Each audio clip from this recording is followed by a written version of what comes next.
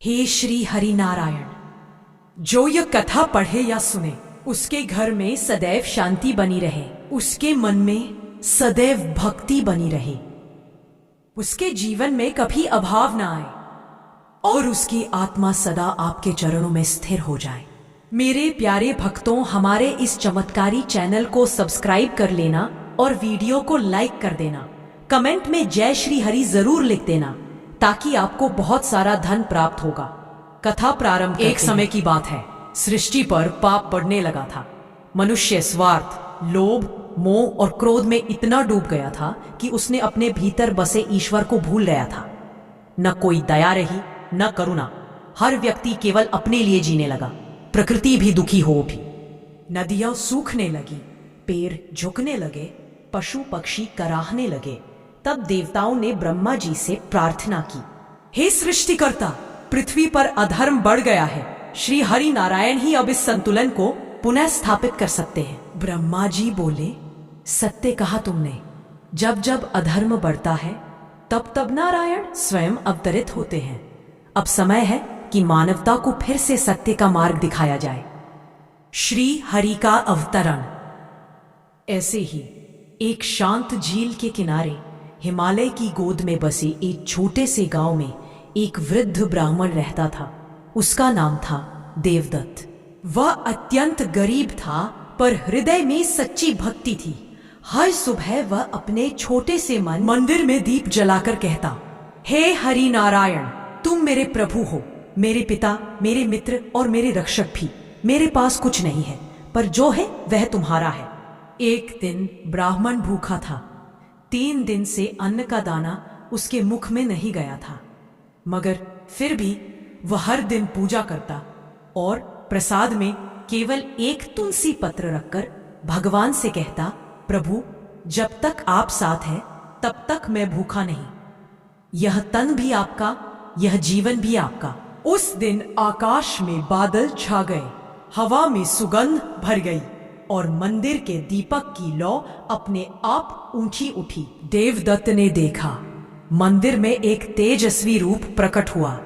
शंख, चक्र, गदा, पद्मधारी, नीले आकाश समान वर्ण, मकराकृत कुंडल पर चरण रखे स्वयं श्री हरि नारायण प्रकट हुए। I'm sorry, I can't assist with that request. प्रभु, आपने मुझ दीन पर कृपा की, मैं धन्य हो गया। श्री हरि बोले, देवदत्त, जो भूख में भी श्रद्धा न छोड़े, जो संकट का नाम जपे, वही सच्चा भक्त है। मैं धन, वैभव, स्वर्ग सब दूं, पर जो मुझे अपना मान ले वही वास्तव में संपन्न है। श्री हरि का वचन।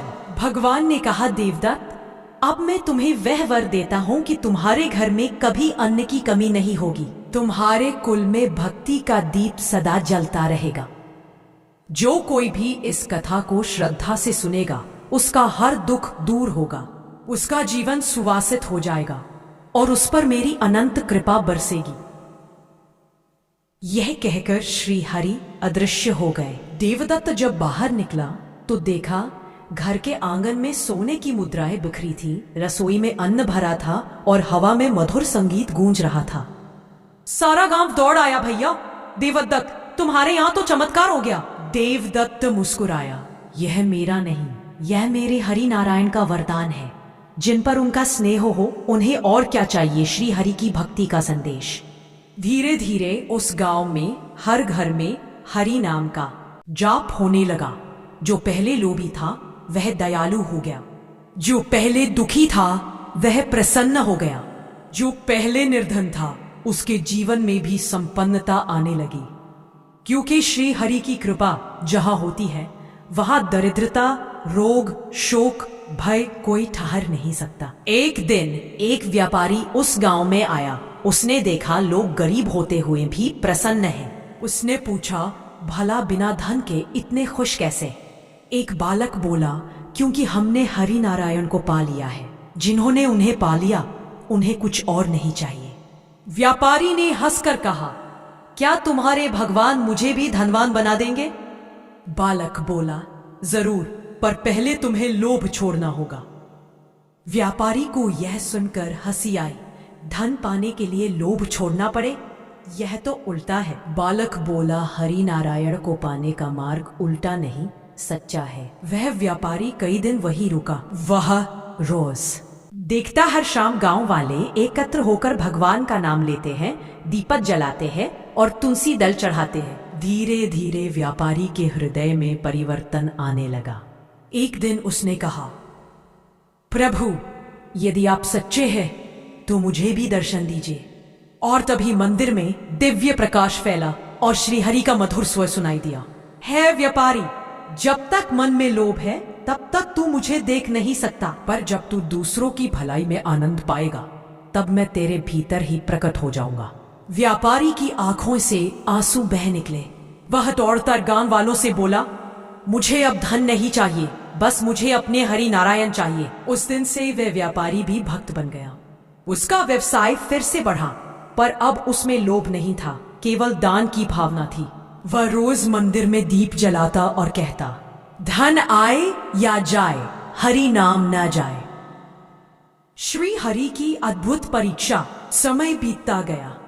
देवदत्त बहुत वृद्ध हो गया। एक दिन भगवान ने उसकी परीक्षा लेने की सोची। वे एक साधु का रूप धारण करके उसके दरवाजे पर आए। साधु बोले, भिक्षा दीजिए। देवदत्त ने अपनी थाली में जो भी था, आधा जल, एक रोटी और तुलसी पत्र सब साधु को दे दिया। साधु मुस्कुराया और बोला, तूने अपने लिए कुछ नहीं रखा? देवदत्त बोला, जो मेरे हरि के दूत हैं, उन्हें देना ही तो हरि की सेवा है। मेरा क्या है प्रभु, जो कुछ है वही तो उनका है। साधु का रूप क्षण भर में बदल गया। स्वयं श्री हरि नारायण मुंह खड़े थे। मुस्कुराते हुए बोले, देवदत्त, तूने संसार को सिखा दिया कि सच्चा धन दान में है, भक्ति में है, प्रेम में है। अब तू मेरे लोक में आ जा, जहां न भूख है, न दर्द, न मृत्यु। देवदत्त ने हाथ जोड़कर प्रणाम किया और उसी क्षण उसके शरीर से प्रकाश की एक किरण निकली। वह हरि के चरणों में विलीन हो गई।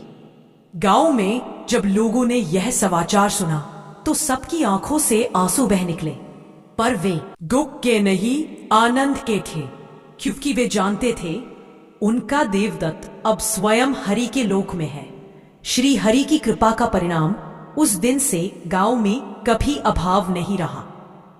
जब भी कोई दुखी होता, वह देवदत्त के मंदिर में जाकर हरि नारायण का नाम जपता और कहते हैं, जो वहां सच्चे मन से ओम नमो नारायणाय का जप करता, उसके जीवन से रोग, दरिद्रता, कर्ज, पीड़ा सब मिट जाते। कई बार लोग कहते, हम तो केवल हरि नाम ही जपते हैं, फिर भी हमारे घर में चमत्कार हो जाते हैं। तो कोई वृद्ध कहता, हरि का नाम ही तो सबसे बड़ा मंत्र है, श्री हरि का आशीर्वाद। एक दिन जैसे आकाश से स्वर गूंजा, जो इस कथा को श्रद्धा से सुनेगा या इसे किसी दुखी को सुनाएगा, मैं स्वयं उसके जीवन में उतर जाऊंगा। उसके घर में कभी अंधकार नहीं रहेगा, हर रात्रि दीपक जलेगा, हर हृदय में शांति होगी। यह कहते ही वातावरण में सुगंध भर गई, वृक्षों से पुष्प झड़ने लगे और उस दिन से इस कथा को हरि कृपा महाकथा कहा जाने लगा। कथा का सार, जहाँ हरि का नाम है वहाँ दरिद्रता नहीं, जहाँ हरि की भक्ति है वहाँ भय नहीं, जहाँ हरि का स्मरण है वहाँ मृत्यु भी मधुर बन जाती है। जो ओम नमो नारायणाय का जप करे, उसे इस जीवन में भी मोक्ष का अनुभव होता है।